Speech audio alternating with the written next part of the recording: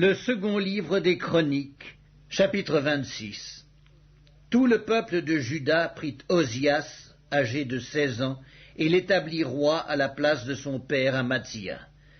Ozias rebâtit Élot et la fit rentrer sous la puissance de Juda, après que le roi fut couché avec ses pères. Ozias avait 16 ans lorsqu'il devint roi, et il régna 52 ans à Jérusalem. Sa mère s'appelait Yécolia de Jérusalem. Il fit ce qui est droit aux yeux de l'Éternel, entièrement comme avait fait Amatzia son père. Il s'appliqua à rechercher Dieu pendant la vie de Zacharie, qui avait l'intelligence des visions de Dieu. Et dans le temps où il rechercha l'Éternel, Dieu le fit prospérer.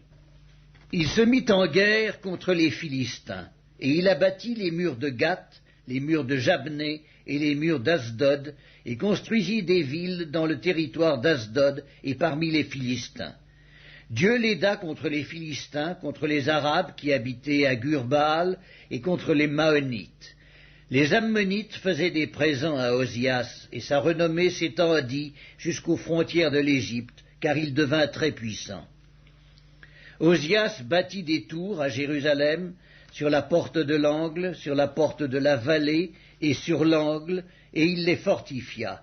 Il bâtit des tours dans le désert, et il creusa beaucoup de citernes, parce qu'il avait de nombreux troupeaux dans les vallées et dans la plaine, et des laboureurs et des vignerons dans les montagnes et au Carmel, car il aimait l'agriculture.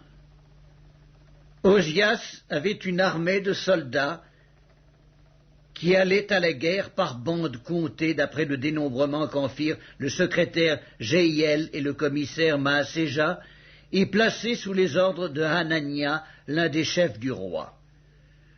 Le nombre total des chefs de maison paternelle, des vaillants guerriers, était de 2600. Ils commandaient à une armée de 307 500 soldats capables de soutenir le roi contre l'ennemi. Ozias leur procura pour toute l'armée des boucliers, des lances et des casques, des cuirasses, des arcs et des frondes.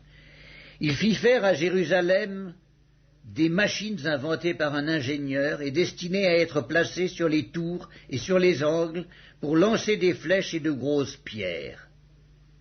Sa renommée s'étendit au loin, car il fut merveilleusement soutenu jusqu'à ce qu'il devint puissant.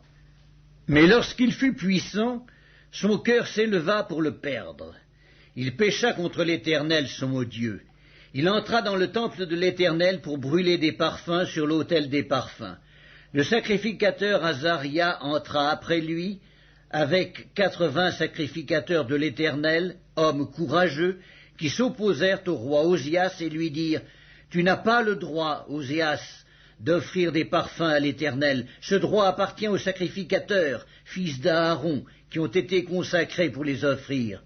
Sors du sanctuaire, car tu commets un péché, et cela ne tournera pas à ton honneur devant l'Éternel Dieu. » La colère s'empara d'Ozias, qui tenait un encensoir à la main, et comme il s'irritait contre les sacrificateurs, la lèpre éclata sur son front, en présence des sacrificateurs, dans la maison de l'Éternel, près de l'autel des parfums.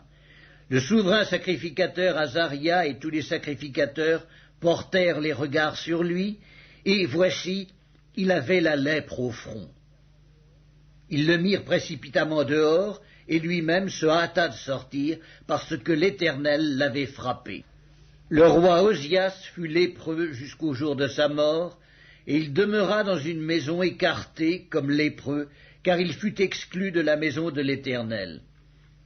Et Jotham, son fils, était à la tête de la maison du roi et jugeait le peuple du pays.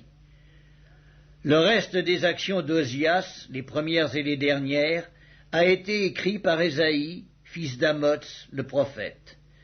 Ozias se coucha avec ses pères, et on l'enterra avec ses pères dans le champ de sépulture des rois, car on disait, il est lépreux. Et Jotham, son fils, régna à sa place.